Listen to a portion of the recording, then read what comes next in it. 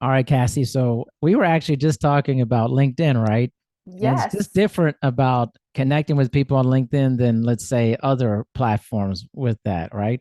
Oh, for sure, for sure. Yeah, I love how LinkedIn has the power of connecting people and you meet people on LinkedIn who want to connect and it's such a supportive community. Like everyone wants to help each other and further each other and find referral sources and things like this. So, yeah, I'm glad to have met you on LinkedIn. I feel the same way. And I feel like it's the one thing I've kept the entire time, I've had social media. I don't have anything else except for LinkedIn that I use because it has been, for the most part, pretty positive. I still get a lot of like spammers and stuff like that. But overall, the connection has really been positive. Yeah, I think the spammers do want to connect with you too. It's Yeah. just you don't want to connect with them. There's No, no. Well, when like you I you know get a exactly what message, you're talking right? about. And the Yeah. first thing is like, how can I help you generate leads and all this stuff? I understand, Yes. business, but it's like maybe not approach me like that. Like, Yeah. Yeah. Yeah. It's definitely not my chosen marketing style. That's for sure.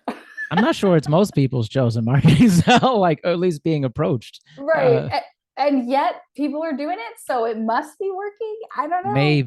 maybe. I don't know. We'll see. I had a guy, a marketing agency, contact me this morning, and it was good actually. He was like, "I'm not actually selling anything. I just want to know what's going on in your industry to get some information." I was like, "Oh, I would do that. I would, Yeah. I Yeah. would, I would do that. I would talk to that person." Straightforward, honest, trying to collect information. I can respect that. Yes, definitely. So I've been tagging you, speaking of LinkedIn, on my Decoding Diet Culture series that I produced. Yes. And I figured, I was like, man, I want to get Cassie in on this about this I've been loving discussion. it. Really? That's awesome. Yeah, I was just listening to the seven flags Hmm. red flags of things to look for. And I was sitting there, shaking my head, Yeah. going, Yeah. yeah, in a good way. Right. Shaking my head, yes, yes, yes. Some of the language examples. Yeah. And I think that what I love about the series so far is it's illuminating what people need to know because so much of this diet culture stuff we take as face value. It's the air we breathe, the water we swim in, and Yeah. until someone points out to you and says like, actually this is kind of messed up, Yeah. and then you think about it and it's like, oh yeah, totally. But so I've appreciated your series bringing light to some of these issues, and then the practical, seven red flags. I mean, we can all practically go forward Yeah. and implement that and look for, clean eating or whatever the red Oh flags man. are. Oh, we're gonna talk about that with you. It's as an RD, I'm sure you have I lots of have some thoughts. takes on that. But yeah, thanks for listening. I'll keep tagging you. It's 8 episodes. It was a big project to do, and it took several months to come together with all of the music and transitions and stuff. The sound design is on point. Like I noticed that. I was like, he's not messing around. Like this No, is this is good. when Yeah. I do a project, it's like all in, and I want the listener from the first time they press play to be like, "What is this?" Yeah. Like, and I think you'll see like episode 4 is tomorrow, and it Okay. starts out with a commercial. Spoiler preview starts out with a commercial from like 1957, Oh, I love that. and those are hilarious. To They're like, so you're good. like, Yeah. wow, this is so crazy bad, you Yeah. know? Yeah. One of my favorite podcasts that I listen to is Don't Ask Tig with comedian Tig Notaro. Yeah, And it's an advice. And sometimes she has guests on and she reads advice. And sometimes she'll read advice columns from like the 1920s or the yeah. 1930s and like what people asked for, which is always really weird, and then like what the response was. I agree with you. Like hearing back to how things used to be is both fun and scary and kind of creepy Yeah. at the same time. So the back half of the series has a few of those things, and I wanted to kind of highlight that of like this is not a new thing. Yeah. This has been going on forever, and then getting people to have their own little stories about diet culture and stuff. So I wanted to make it sound really professional and then have like the last part be all the things you can digest for that. But speaking of digesting, we're going to digest some language here. You like that segue there? Oh, Like, it's a good segue. Yeah, boom. yeah. So language is one I think that's really critical about this diet culture. So, like the word clean. Mhm. Tell me, is your background? Well, first, let's get a little background for you. I think the listener is important to know your background in this, and then we'll dive into some of the language like we just talked about here. Yeah, yeah. So I'm a registered dietitian. I specialize particularly in helping women over 50 who have been damaged pretty significantly by diet culture. I refer to diet culture as all or nothing dieting, speaking of Mm, language. And that's that feeling where you either have to eat perfectly or what's the point, and how all or nothing dieting blames us for any struggle we might have. It's never the diet's fault, right? And so in my work one on one with women over 50 who are recovering from all or nothing dieting, I help them recover their courage to trust themselves, because what happens after decades of living in this diet culture like we've been talking about, you don't trust yourself around food anymore. You feel like you do not have it within you to make the healthy choice consistently. And as you talked about in the series already, how it just, our perception of who we are and the food that we're eating and whether it's good or bad, and some of that morality comes into yes. play, can be so damaging. And so I work to help people cultivate the courage to trust themselves again. And then I also have another wing of my business where I take this one-on-one work I'm doing to the masses, and I do speaking and worksite wellness consulting to help companies really humanize their wellness programs. And remember, there's individuals with trauma histories Yeah. and different differing abilities, and really leverage their wellness program to meet some of their corporate goals around retention and engagement as well. And so I really have a heart for, let's remember there's a person with unique barriers and struggles behind any of these changes that we're asking people to make. Most definitely. You said something about morality, Yeah. and this is something Aaron Nitschke talks about in our series, and this kind of like good versus bad food. Can Mm-hmm. you expand Mm-hmm. upon where we're at with this and why is it so pervasive? Oh yeah. Oh, I love this. And it goes back to you mentioning clean, right? Because Mm, clean is going to be connotated with something that is good or better.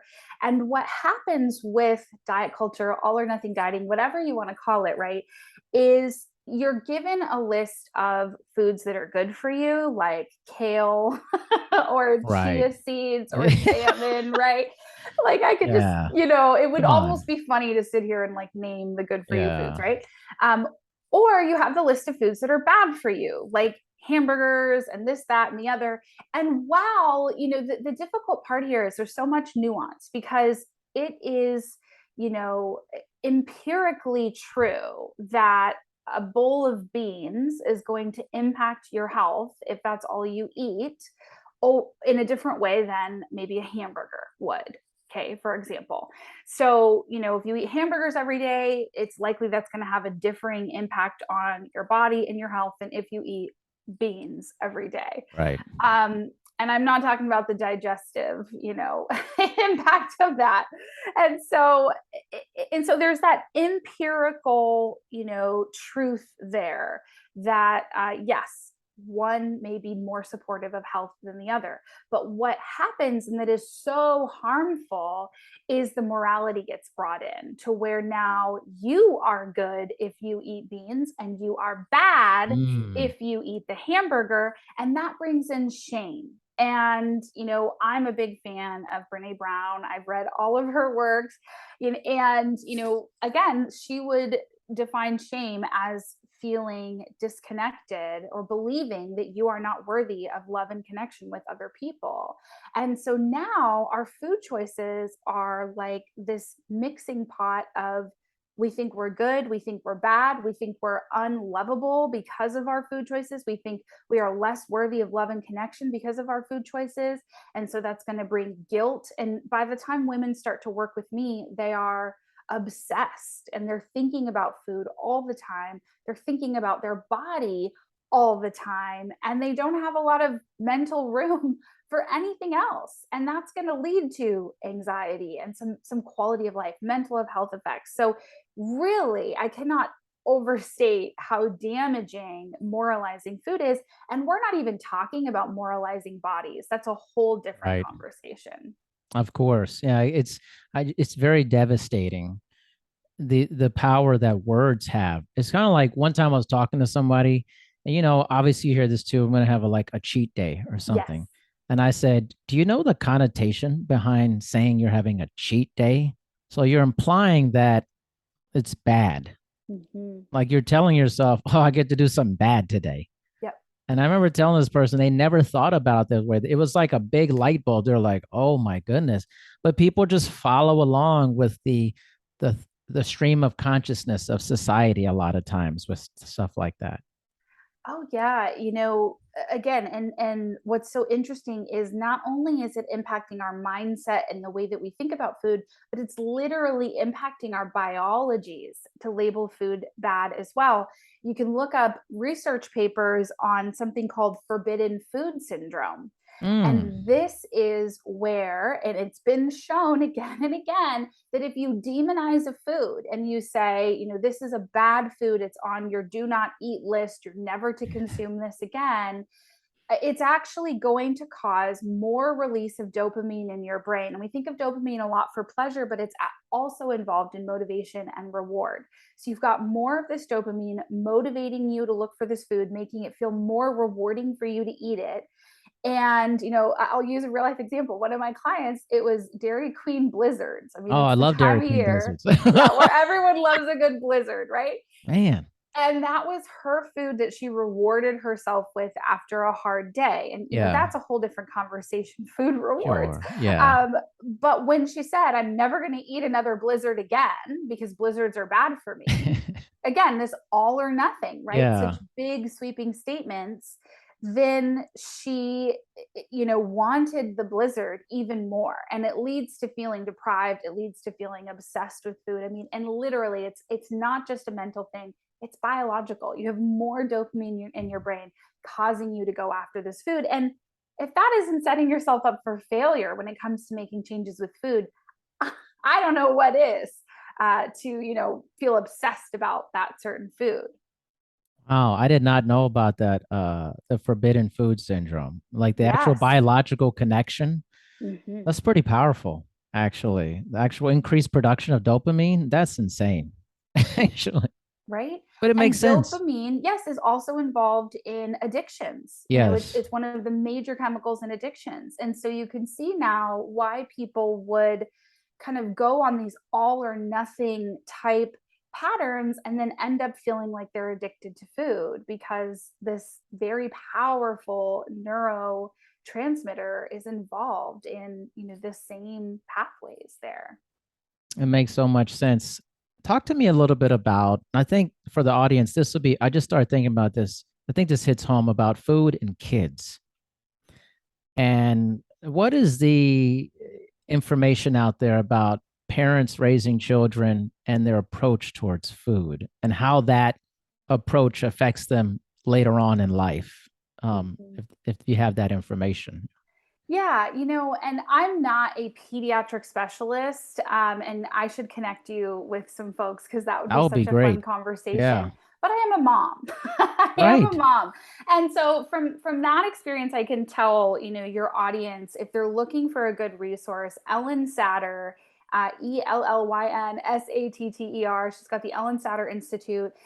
She literally wrote the book on child parent interactions, and she's got the division of responsibility where she talks about, what is the parent's responsibility when it comes to feeding, what is the child's responsibility when it comes to feeding, and what should your overall point of view or worldview about food be.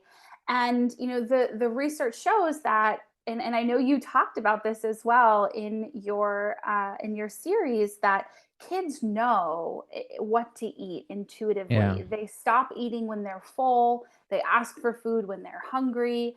And so the best thing we can do as, parents or caregivers of people who love these children to help them set up these healthy relationships with food is to teach them to honor their hunger. And the other thing I love to do is talk about the benefits of food and help my daughter understand from an early age that, her chicken and broccoli and brown rice is going to fuel her and give her energy and make her strong, and we don't necessarily say like, oh, the sugar won't, but when she's running around in a circle after eating a Yeah. cupcake, like happened the other day, my daughter's 3.5, I was Yeah. like, oh, Yeah. this is a sugar high right here. We say, wow, look at all this energy you have from the sugar. And so, not demonizing any certain food. And, Ellen Satter talks about for dessert, allowing your kids to have dessert, whether it be one portion with dinner or Yeah. occasionally letting them have as much as they want, for a snack so that they don't feel restricted and deprived. And that sets them up to be able to eat with equanimity, the broccoli and the Brussels sprouts and the jelly beans. Yeah, exactly. Exactly. I wonder where that turns for people, where you stop eating, you stop honoring your hunger, and you start kind of catering to the whims and advice of other things. I wonder where that kind of, I'm thinking about my own life, and I don't know. I have to really reflect on that some more, but I feel like I have gotten so much better. Like my approach towards eating really changed in like my early 30s. Just more of just like, I'm just going to eat when I'm hungry. Basically, that's it. Versus before that, I was a collegiate athlete and all that. So it was like eating was just like constant, Yes. which I never liked. I was like, so I'm not even hungry, but I'm just eating all the time, Yeah. like Yeah. You needed the I calories. just wonder when that starts flipping for people. Is it high school? Is it middle school? That type of things. Unfortunately, with the pandemic, I know here, local Seattle area, I was reading that Children's Hospital was kids as young as 7 years old for eating disorders. Oh my gosh. I know. Wow. Trigger warning. Sorry, Seven everybody. Sad 7 years fact. old? Wow. So, and they're finding more eating disorders in younger children as a result of the pandemic. And in some ways that makes sense because there's all this stress and, uncertainty, and food can sometimes be a way to control stress and uncertainty. For an athlete, it might be, if I can just eat enough calories, then Yeah. I will have the energy I need to win the race. For someone else, it might be, if I can just, restrict, then I can finally be, in control of my environment. So eating is never just about food, essentially. No, never. And I think for kids, it comes in young and looking at what other people have to say about food and their bodies. I know the women I work with, like I said, these high achieving women, middle age and beyond, and they often have stories of being told from a young age that their bodies had to look a certain way in order for them to find, love someday, or for them not to be teased, or for people to like them. Their bodies were commented on by the people around them, and their eating habits were often commented upon.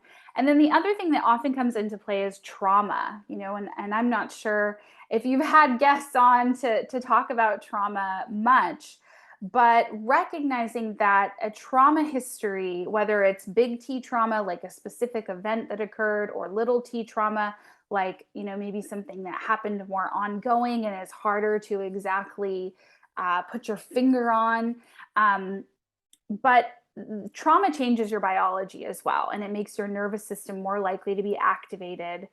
And young children experiencing trauma will often find that food is a comfort. They have a grandparent.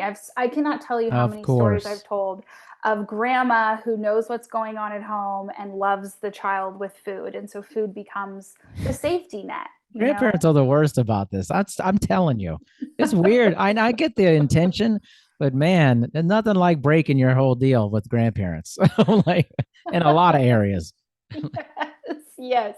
Yeah, they do what they want, that's for Yeah, sure. exactly. But again, like what we can celebrate there is the fact that food has helped people survive difficult situations, and Yeah, using food and getting pleasure from food and using food as a way to, numb discomfort, because again, it works. You get that dopamine hit, you feel good in the moment, and you don't have to deal with the shame or stress or, whatever it may be.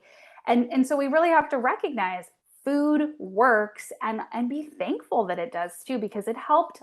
We talk a lot about, oh, 15, 20 pounds in the pandemic.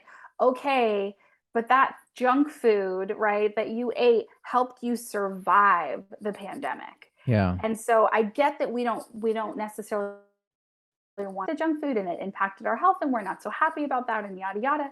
And yet, let's be compassionate, recognize that we are resilient and we are using a coping mechanism that at least in some ways works. That's an interesting. I don't think I've heard that before. It's a Of hot like, take for you. it's a hot take. I think. I mean, I think you probably get some interesting responses about that. Like it helped you get through it.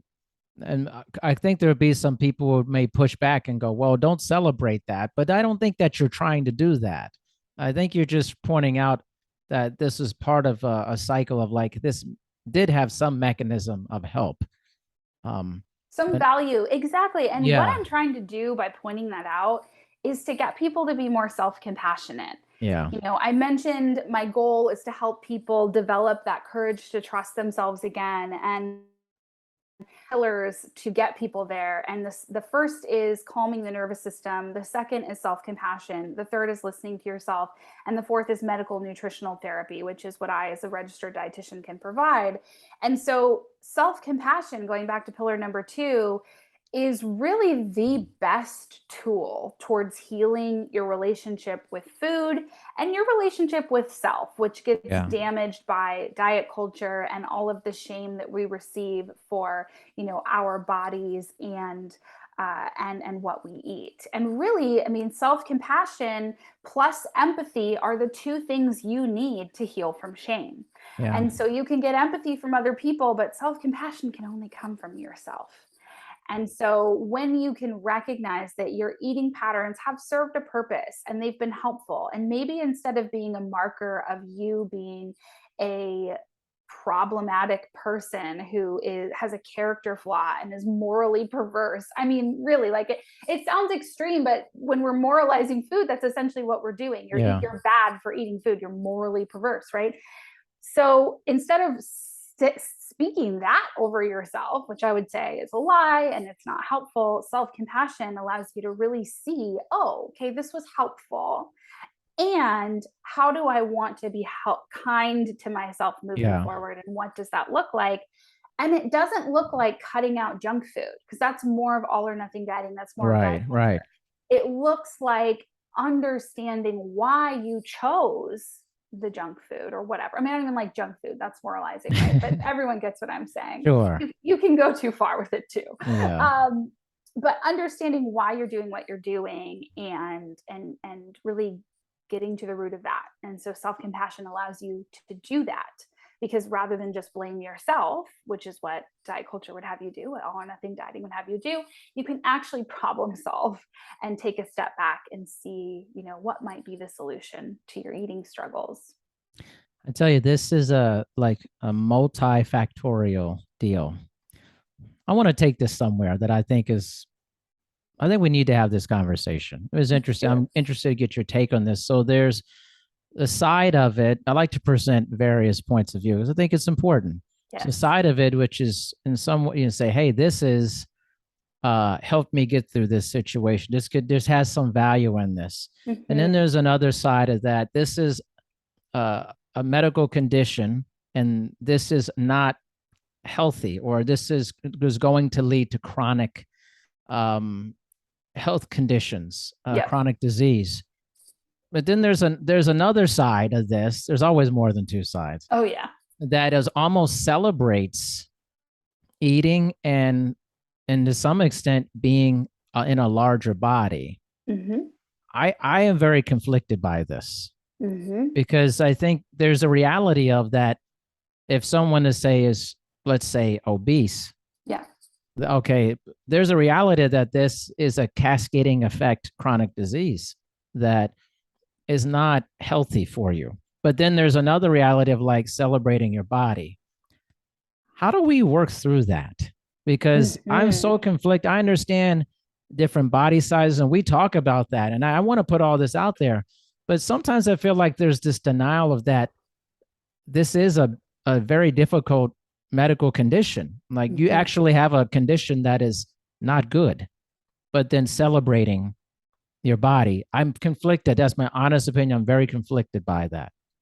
Yeah, I totally hear you. And I am someone who has spent so much time thinking through these issues and my stance on these issues because Yeah. I never, ever, ever want what I'm doing, what I'm putting out into the world to be harmful to someone. Yeah. And I have decided that I am okay offering weight loss services as obesity treatment, medical nutritional therapy, like I Yeah. mentioned, the fourth of my pillars. And so I'd love to get into this with you. And I think, the first place we get to go with this topic is really understanding individual choice, and that everybody has a right to care or not care about their health and their bodies as much as they want to. And so, I mean, especially as Americans, right? Oh, We I believe know. in I know. this There's a whole other freedom. conversation about this. Like, Exactly, exactly. And so, what I think about someone else's body size is they do not have to care about that, and honestly they shouldn't care about it. And so I think that's the first place we have to start, because in diet culture we believe that we have the right to comment on other people's bodies, and we absolutely don't. And actually commenting on other people's bodies is usually harmful, yeah, we bring even it up. We have some stuff on there about that. good, Yeah. Yeah. good, even well intentioned, right? It's Yes. usually harmful. And so first we have to realize, what our individual opinions are.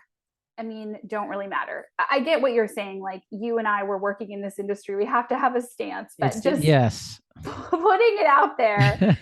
And then the second piece is, I don't believe that, from my standpoint, again, are we moralizing bodies? Are we moralizing health? Do people have to be healthy in order to be good? In our culture, we've talked about moralizing food. We moralize wellness, we moralize Of lifestyle course. medicine, and we moralize behaviors. And when we do that, what we don't see is our own privilege and the fact that my neighborhood has sidewalks. So when we're done with this, I can go take a walk. Yeah. But not everybody lives in a neighborhood with sidewalks, and not everybody has access to food and healthcare and all of these things. And so, again, like, I think that's part of the nuance here, is like whether or not someone is what you and I would probably define as healthy doesn't make them good or bad. And so, and bodies then also are not good or bad in that sense. And then I also, I take a lot of nuance with the research. I see what the Health at Every Size people are saying when they talk about, Right. correlation for size and conditions rather than causation between them. And yet there is some good research that, excess body fat is inflammatory and may lead to insulin resistance and may impact health. And so, but I don't necessarily think that making your body smaller has to be the answer. And that's essentially what weight loss is, Right. Right. because weight loss is very difficult. And it's not it really is difficult to achieve. The expert statistics are 80 to 98% of diets fail. And it's not because people fail, it's because when you actually do lose weight, your metabolism slows down and you need to eat, between 60 and 120 calories less than you did before you lost weight to maintain. So you can never go back to your old eating patterns. And then you also have to move your body. The National Weight Control Registry shows that people who kept 30 pounds or more off a year walk or they move their body the equivalent of walking 4 miles a day. So it's about an hour of exercise every day. And not everybody can do an hour of exercise every day. I mean, we have to stop and go, yeah, that's a big commitment Yeah. to expect people to do. So, if having a smaller body is not necessarily feasible, and there's all of this diet culture nonsense that shames people for living in a larger body. And we're not even talking about feminism and trying to keep women small and quiet. Right. Okay. Which Right. I could go into that, I but know there's a lot of offshoots, right? There's just, it's so much nuance involved in this. And so for me, I see all of that and I say, yeah, let's celebrate bodies, because if we celebrate and are connected to our bodies, then we're going to trust ourselves more around food. We're going to be able to listen to what we need because we're listening to what our bodies need. And that's going to lead to eating well and eating regularly, and doing these behaviors because you care for yourself. And this is what caring for yourself looks like, as opposed to, there's something wrong with you and you have a medical condition and you need to be smaller. So here's what you have to do. And it feels punitive. And right. people are going to rebel against that because we are normal. That's a normal response, I think. That was a very good, nuanced answer, Cassie. I think that was one a big part of our series that where we did is to try to present as many different points of views and understanding kind of the almost the hilarity of the issue, but also the seriousness Yeah. of it as well. But then it's also hard when you're in the larger umbrella of health and wellness, which we're in. My issue is a lot of back to the language. Health is a very weird word to me. Mm-hmm. I actually really don't know what it means, to be honest. I think there's technical definitions, but I don't think they're accurate Yeah. for that. And then I think the language is so important. Even saying exercise versus physical activity versus movement, they're actually different definitions for that. So I'm always very conflicted because I think you should have the right to behave how you want to behave as long as it's not harming other people. That's a right that everybody should strive for. But there's also reality that when you're in a condition that actually stresses uh, other things in life, that's also real too. As if you're in, let's say, in a hospital setting and clinical settings, and you're seeing people who, maybe there is a lot of lifestyle choices. So it's a choice, but that choice also has consequences too. I think that's the hard thing we butt up against in our society is like, yes, we should all have choice, but the consequences of choices, those are the difficult aspects. And I think sometimes we don't want to deal with that. It's like we have something going on and I made this choice. I don't like what the consequences are, but I want to have the choice for that. I just always grapple as a professional with Yep. that. I just do. Yeah. And I take it back to this, and this is the self-compassion approach, which is the belief that everyone is doing the best they can. So even the person in the hospital bed who had to get their leg amputated because of Right. uncontrolled diabetes and they didn't take their Yes. medication and they didn't change their eating habits, that person is doing the best they can. And that's my belief. And so then we have to look at, if that person is doing the best they can and we're their health care provider, what do we need to do to support them? Because there's something missing here. And yes, you can lead a horse to water, but you can't make him Yeah. drink, right? People are making their choices. And yet, what I think often gets unaddressed are these deeper issues around maybe the impact, again, the impact of trauma. I mean, what I'm seeing, Sure. the longer I practice and work with people, and the more I hear their stories and understand why they're making the choices they're making, is it often comes back to a traumatic experience or a traumatic childhood, or something happening in their life that has made them feel unsafe. And if you look at Maslow's hierarchy of needs, like, feeling safe is at the very bottom, and we Of can't get to exercising 30 minutes a day, which course. I would say is like self actualized, towards the top, right? We can't get to that until someone feels safe in their body and their Yeah. nervous system is calm and emotionally they're where they need to be. And, I really think, on the one hand, the pandemic has been helpful because it has made people see and understand so much more how much mental health is important and really is the building block to, 30 minutes of exercise every Sure. day. Yeah. um, and yet, of course, it's traumatized people further. And so, like, when I talked about that 15-20 pounds someone gained from junk food during the pandemic, and how that is something that in some ways we can have gratitude for, even if it's not a behavior we want to target, Right. as an outcome.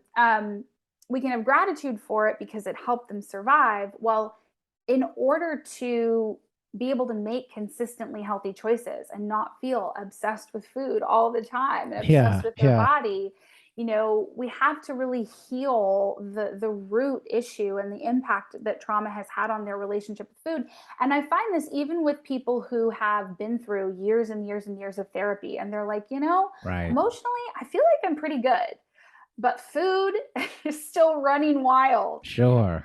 And I've seen in my practice that people get, like, I mean, I can't diagnose anybody with PTSD. I'm a dietitian, Right. not a therapist, Right. but it looks like to me, all or nothing dieting induced or diet culture induced PTSD, where people are can't get on the scale, so much anxiety, they can't go to the doctor because they feel like the doctor is just going to tell them to lose weight, Yeah. and they feel so much shame around their bodies and their weight. And so, I think the solution isn't to, I guess I just want to hold people with compassion and the Of belief course. that they're doing everything they can. And then it's our job as professionals in this industry to get creative and figure out how we can help people. And what I've found in my practice is that calming the nervous system, because you have to feel safe. And if you're in fight or flight all the time, you don't feel safe. Self compassion, listening to yourself, and that medical nutritional therapy, those 4 pillars I mentioned, are really the way to get people feeling good enough and being kind enough to themselves and able to problem solve and connect with their core values and motivation to change, so it's not based on what somebody else says. Like, all of these things are an important part of the process before we even talk about Brussels sprouts. Yeah. Yeah. I also think that most people are doing the best they can. I'm not someone who's like a fatalist about people in general. I've met so many great people, as we talked about with LinkedIn earlier and stuff like that. But I do think it's important to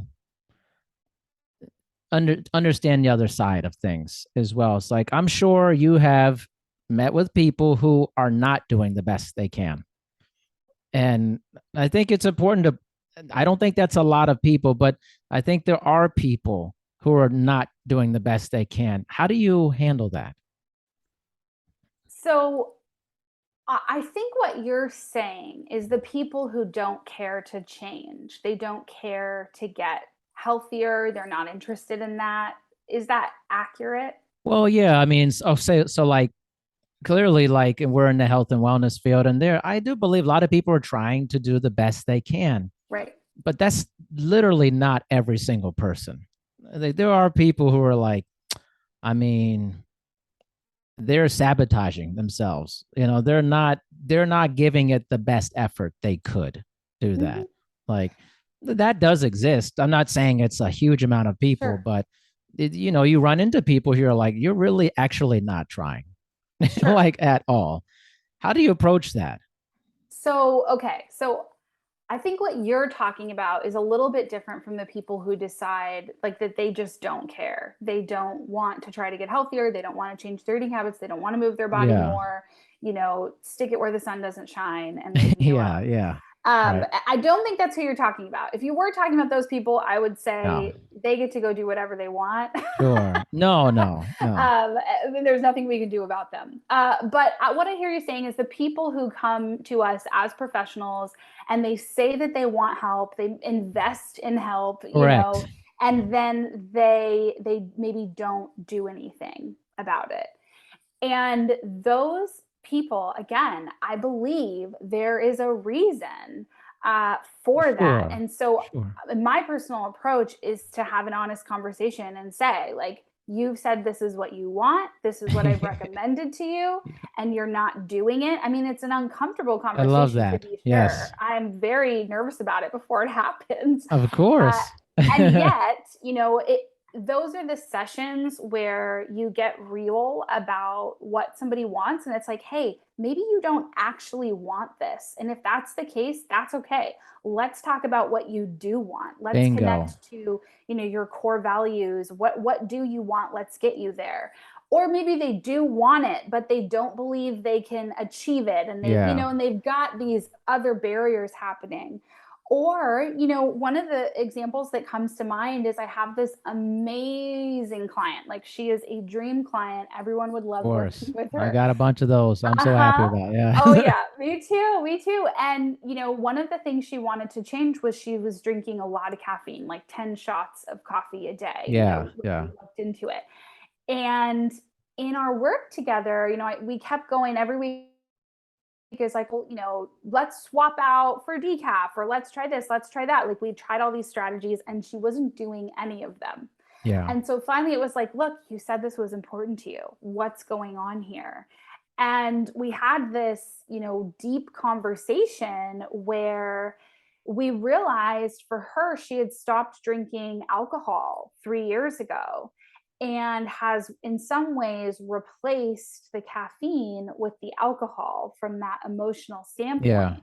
And it was having all these impacts on her life. And so, it allowed us to go, okay, like, there's some neurobiology, there's some neurochemistry here that's leading to you, drinking these things, drinking the caffeine, some addiction Yeah. tendencies. And so let's treat this differently. And so, we for her, she said, I'm not ready to give it up, because that was my recommendation. Like, let's try 1 month without it and see what happens. I'm not usually into restriction like that, but in Yeah. this case, it was kind of like a last ditch effort. And she said, no, I'm not ready to do that, but I am ready to say no more caffeine after, 1. And then we moved it to noon, and we're moving it slower and slower. And so I tell that story to illustrate that oftentimes I think people don't realize that they're sabotaging themselves, or they're not Right. doing what they want to do, and or they're so busy beating themselves up for it already and they don't have the self-compassion. And you need the self-compassion as a foundation. That's why everyone I work with, is also working on self-compassion, because you need that as a foundation in order to take an honest look at your shortcomings and not feel unsafe, because you're beating yourself up for them. No, I love that. I just I try to push people on some of this stuff as it comes to me. Just I think like I've been in my business 22 years, Yeah. and you see everything. And Yeah. you see all these wonderful dream clients, but you see different levels of people. And I'm very much lined up with, I'm like, man, most people and anything are just trying to live a good life. They're trying Mm-hmm. to put food on the table, take care of their kids. They want to have lots of choices in life and just, the simple things. But it's interesting, you run up against some very interesting individuals who, and I think as a professional, and any of the professionals that listen to this, maybe you're new, you're going to get all kinds. Like, right? You may have this very cheerful, and I'm like that. Cassie and I think very similar, but you're going to run into some walls. That's just life. Yeah. There's going to be some conflict.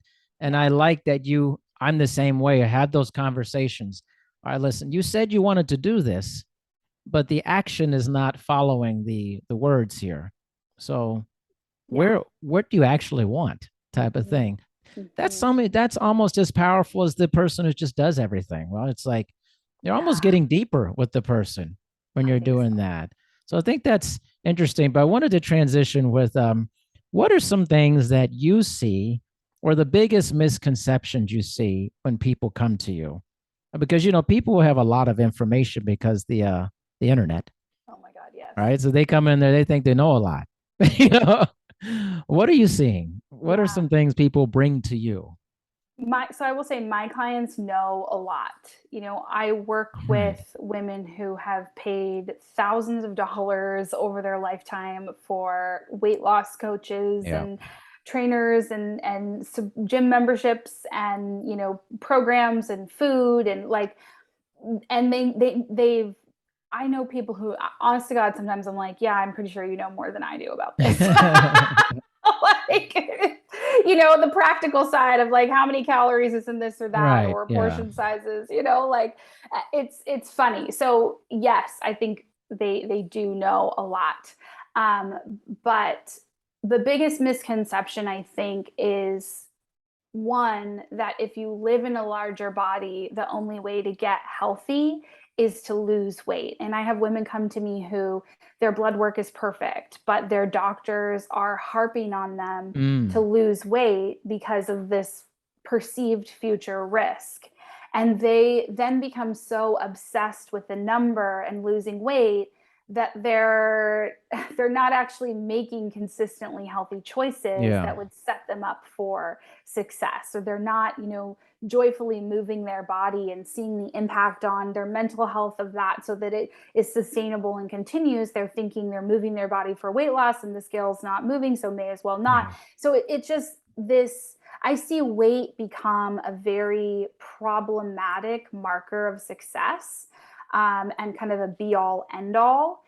And the other thing is, and I think you talked about it in your series already as well, is, willpower and self control and this belief that we need more of it. And that's the answer. And, this supplement is going to give me more willpower, or, this and that. And really, if willpower is the solution, you're destined to fail. For Um, sure.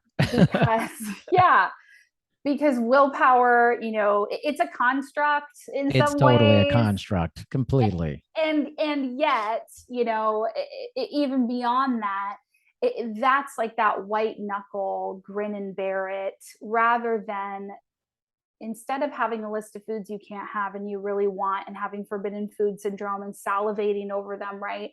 Another way, a better way, is to cultivate the courage to trust yourself around food, so that you can sit in front of that hamburger and go, you know, this isn't the kind of hamburger I like. I like it when it has XYZ on it. Yeah. So I'm not going to choose this hamburger today. I think I'll have the salad instead. Like, you trust yourself around food, you know what you want, you know what your body needs, and you can make those choices. And for people out there who, may be listening and saying, like, I don't think this is possible for me, like to sit in front of a hamburger and not eat it, right? Like, that's not possible. I would say, yes, it is. It's just repairing your relationship with food, your relationship with yourself, and your Yes. relationship with your health, so that you really understand what it takes to be healthy. And it's not an obsession with the number on the scale, so that you can then eat with joy rather than eating to seek joy. Most definitely. It's funny. When I do speaking at conferences, most of my presentations now are about compassion. I just did one in July. It was all about creating, a successful career through compassionate coaching practices. And I think what I've learned over the course of this 2-decade career in this is, especially professionals, we're telling other people, we're giving them advice, we're guiding them, but we often don't have the mechanisms to take care of ourselves. We're not Right. investing in our psychosocial health and wellness. And I've seen that in clients, especially. It's like when they want weight loss, I'm like, no, you didn't come to me for that. And they're like, no, I did. I said, no, you didn't. I was like, that's not actually, this is an inefficient aspect of weight loss if you're truly looking for that. But two, this is an emotional investment, whether you know it or not. This is a time you and I are having together to work through, things that are happening in your life. But they don't Mhm. see it that way because they've been socialized into, I'm going to seek an exercise professional for weight loss. And it's like always the number one thing. I want to lose weight. And I'm like, that's not what you're here for. I don't do that. They're I like, love really? that. like, I love that. like, And that's no. my exact perspective and what I've wrestled with because I used to market myself as someone who helped people with emotional eating. And Yeah. what I found was I would talk to my clients, they'd be like, "Yeah, you talked about emotional eating, but I didn't really realize I had a problem with emotional eating until after we were working together." Yeah. And I'm like, "Why? Number one, why the heck did you work with me? But number Yeah. two, Yeah. you know, like people don't actually realize the exact problem that they're having or that the real issue they need to solve. And so I've found for myself I have to market around weight loss and I have to talk about weight loss and how I do that differently and how we need to deal with food before you can even think about weight loss. And so in the same way, and yet here you heard my diatribe about weight. I have some opinions and thoughts and Yes. feelings about this subject, but Mhm. that's what people want. That's what they Exactly. want support for. yeah. And so I'm with you there. Yeah. I just try to be very honest with people. Like, this is not what I do. And the contribution to weight loss from this would be so large, you don't have the time for it. You don't have the amount of effort. And I mean, it just would be, this is not what this is for. And then I Yeah. try to educate them about all the wonderful things that are happening inside their body from this. But it's hard with people because people can't look inside their body. They don't Yeah. see the amazing increase in cardiac output and stroke volume. That sounds dumb to people. They're like, "What is that? I can't see that." I'm like, "Yeah, but it's like it's good for you." They're like, increasing capillary density, and lowering blood pressure. There's like it seems so dumb to people. They're like, "What? That doesn't seem sexy. That's not sexy." No. But in reality, that's the most beautiful part of Yeah. all these aspects is what's happening the internal. And isn't that the great thing about emotions too? What's happening to you on the inside, Hmm. that you're growing as a human being. It's Hmm. overriding this mechanism of like the outside. Yeah. And I'm very aware of the fact that I look like I am the stereotypical looking fitness person. I totally realize that. I look like a person on a poster or something like that. But it's even more incumbent upon someone like me to be understanding Yeah. of this and to have, instead of feeding into kind of this, and we'll have this episode kind of like insta culture Hmm.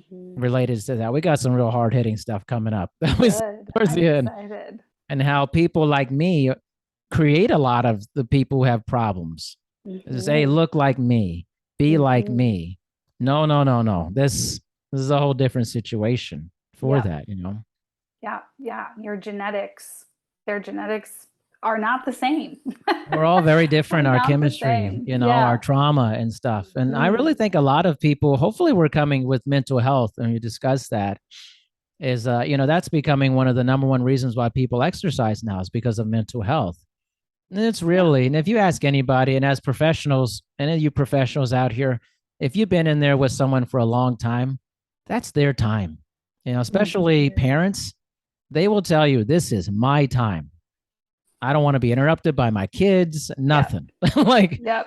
there's as much about their psychosocial, emotional health as it is their physical health. Like, leave me alone. This is my time with my trainer or whatever, or my Yeah. health professional.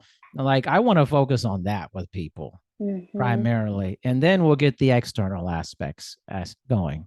Yeah. And really I think you get there by teaching people to listen to themselves. Like what are the benefits you're noticing? And also encouraging people to disconnect from weight as a Yeah, marker of success. And it's okay for that to be important to you. It's okay right, to like try to lose weight. Pretty much all the women I work with are, hoping to lose weight, working towards right, losing weight. right. And what I tell them is I can guarantee that you will heal your relationship with food when you work with me because I'm that good. Mic You're drop. just that good. I'm that good. I can't guarantee you're going to lose weight because Right. that's out of my Who can control. guarantee that? I mean, That's like, out of my seriously. control. It's Like, true. And especially women I work with over 50, we've got post-menopause going, exactly. metabolic issues, maybe inflammatory conditions. And that, and so what I can guarantee is that as long as you want to lose weight, because some people, when we're working together and they learn all of this about diet culture, they go, I'm going to opt out. I don't need to be smaller after all. Yeah. But when you are working to lose weight, I can guarantee that we will experiment and we will be curious about what works for your body and what doesn't work for your body, and in as much as it will preserve your healthy relationship with food, I will help you do that. And as a registered dietitian with my certificate of training in adult and pediatric weight management, I'm qualified to do that. And yet I will only do it with nuance and with the Yes. understanding that we're going to prioritize someone's relationship with food and their self above what it says on the scale. You know, that brought up something I wanted to, as we kind of go down towards the end here, your education. How do you think, how effective has it been for you in preparing you to do your job versus the knowledge that people come to you with for that? And I can't speak because I remember I was in college like 20 some years ago, but like, I wonder how the education has changed for dietitians, or Yeah. most dietitians in kind of the camp of no, diet culture's bad, more intuitive based. What is that like amongst your colleagues that Mhm. specifically do what you do? So it is a potentially more controversial topic amongst dietitians Really? than it is in health and wellness at large, um, Yikes. is what I would say. That was a very nice way of saying that. Because in breaking people up into various camps, there's the people who really are hardcore into what the research says, and I wouldn't call those people proponents of diet culture in any way, but there is not a lot of good research around intuitive eating and health at every size and some of these principles and their impact on health. Certainly no research to show it helps people lose weight, because Mm, that's not what they're trying to do, right? right, right. But even other markers of health, I think there just isn't enough studies and there's not enough research yet. So the very I would say like more conservative backed parties will not favor those kinds of strategies necessarily. And then on the other side is the people who see health at every size as a social justice and advocacy issue. Mm, And they believe that if you're, you know, supporting weight loss in any way, that you are harming people and you are furthering systems of oppression, which mm, we can see the way diet culture oppresses people. I mean, sure. that's what your whole series is about. And Yep. so yeah, like I would say, I could understand why they would feel that way. And yet I'm someone, you've heard my nuanced take already. I'm in the middle. And it's an interesting place to be. There's a lot of us here. There really is. There's a lot of us here in the nuanced middle, just as many as there are at the outskirts. Like most But people, I actually. think Like, so. But I think what happens is the people on the outskirts are the that's loudest, exactly. Yeah. yeah, and it makes the rest of us scared to speak up. So Well, it's kind of hard. Like when if you say like a health at every size, someone's going to say and have a good point that, well, someone who's 600 pounds, there's no health at that size. They're going to say, wow, that person is, they're going to just, I mean, even I think, okay, maybe health at most sizes. I don't know. As there's certain sizes, it's like, there's not even living happening really for a person. That seems like an extreme aspect. But then then we have people that have created weird shows around it and stuff, and almost created strange followings of these extreme TLC. I think it's the extreme channel. Everything they do is about extremism. yes, Little people, large people, big weird people. families. crazy big families. Yeah. Like, You're right. You just cracked the formula. Never thought right? about that before, but yeah. Yeah, that literally it's what it, and I think that's it make people get are interested in it. It's Mhm. television viewing, but I think that's where I think our language is like I'm definitely more in the camp of like health at every size, but I don't know. There's like a limit, it feels like, because at some point, if you can't walk, you're confined to a bed. I'm not sure what's healthy about that physically for that. So I think there'd be pushback on that, or then those, and that becomes the big pushback. So I do think most people are like in the middle, like literally like the majority of people are like hanging out in the middle, like, hey, let's just be nice to each other and stuff like that. you Those are my know, people. We're dancing with Ellen. Yeah. but it's so I think that's why I always think our language is very interesting and how we can explain ourselves. Because like someone could come at me with that if I said health at every size, and if someone said that to me, I mean, maybe I could take something positive from it, but I'd also be like, listen, if a person's 800 pounds, I mean, is I'm not sure that's the best way to be. I'm not gonna like disagree with them probably about it. I'd be like, but maybe someone else has a different take. I don't know, but I think how we explain things is really important because people are going to take shots, and that's kind of why we do with the diet culture thing is like, listen, we're just presenting a large amount of information. Mm-hmm. And hey, generally our stance is this is a bad thing, diet culture. It's like really Mm-hmm. bad. We're supportive of different people's bodies, things of that nature. But I think also there's a reality that there are some very extreme states of being that are not good for people. I mean, Mm-hmm. it's definitely Mm-hmm. not good to be a raging racist. I mean, like that's not good. No. It's also not good to be so large that you have to be taken out of like they have to blow open a wall to take you out of somewhere. There's parts of things that are just not good. And I think that's sometimes where like this toxic positivity comes in where like everything's good. I see Mm-hmm. not everything's good all the time. There Mm-hmm. are some cases where it's like this is actually detrimental to you. Mm-hmm. And Yeah. well, I try to Yeah. find the line that most things are good, but then there's our extreme situations that can be detrimental to people's impacting their whole being. Yeah.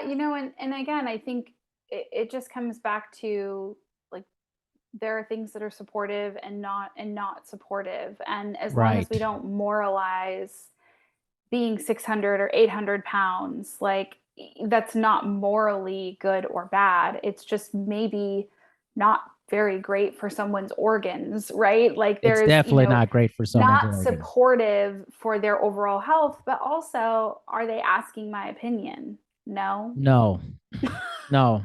But see, there's the reality aspect that if somebody says it's fine to just be this way, but if somebody asks me, do you think this is a like being in this condition, I would say this is devastating to your internal environment. Yeah. I'm not gonna tell them it's not.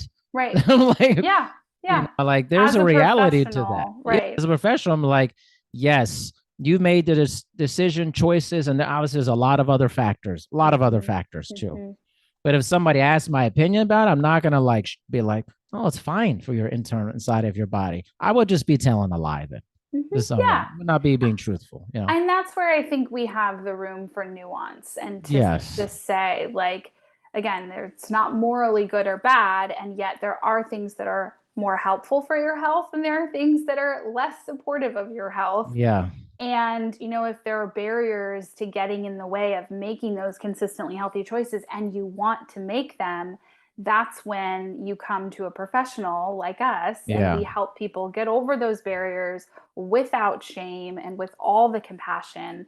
And that's the beauty of coaching, really. Yeah. I think it is the beauty of coaching, the nuance. And I think I mean, it's another conversation, but that's something we need to get better at as a Yes. society to get back to more nuanced conversation Yes. and not that it's this side or that side of things. It's like there are some valid points in different ways. It's also how you say it to people, Mm-hmm. right? Mm-hmm. Too. It's like Yeah. you're angry and telling somebody that something that is actually makes sense.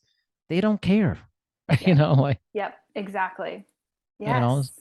yes, how we say things are really important. And I appreciate you're very good at like navigating these things. You're a pro at this. I could tell.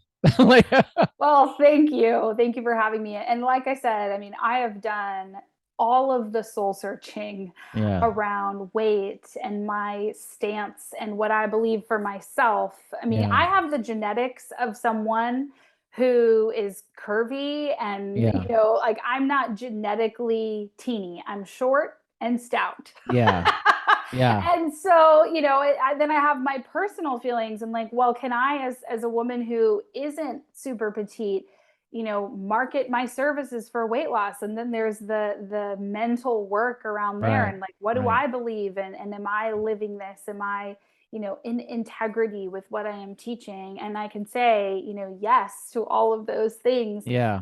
because I have a very nuanced understanding. And like anyone who has strong opinions, I believe mine's right. So I can. I like all the people, as like in any profession, I like a lot of my professionals to be a little messy. Yeah. Like, I don't want them to be like even near perfect, close to Right. perfect. I don't want them to follow things rigidly, Oh like, yeah. especially in fitness. I don't want, I don't want anybody like that. Mhm. I want, the person I'm around to be a little messy, I like like that. somewhat of a degenerate on some level, but Well, I think you and responsible. I can be friends Yeah, then. yeah. I don't, I remember when I was first coming up in the business and I had just started learning about like, people were like, Tupperwareing it, kind of the Tupperware people and put, Yes. making everything. I was like, oh, Yes. that can't be me. I was like, I mean, I'm gonna go hit like a fondue fountain here, probably. I mean, it's like, I don't know. I can't. I need to be somewhat immature about my whole deal. It's like Mhm. Yes, I more can relatable, relate to anyways. that. Yeah, my strengths finder, one of the second to last strength. They don't tell you their weaknesses. They're just not your strength is Yeah, self-regulation. yeah. So, I'm totally with you Right. about. I mean, and he'd be a little messy. Yeah, Like, exactly.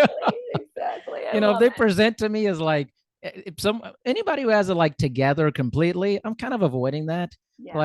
Like mostly have it together, but like Mhm. be a little messy, kind of Right. immature a little, but keep it together. If it's too together, that seems off to me actually. Mhm. That means there's Yeah. something else happening. I'm like, Yeah. Yeah. Right. Like the control is hiding there's too something much else. control. Yeah, Mhm. like I don't want a lot. I like having control, but not all the control. Yeah. I want to like be off the wagon a little bit here and there. Like, Love it. I don't know. It's just what I'm doing. You know? Yeah, that's what I'm doing, and not necessarily by choice, but it's the way things go. Okay, okay. Well, we just The learned way something. things Yeah, go. we just learned something. Cassie, awesome having you on. Can you tell all the awesome people how they can connect with you?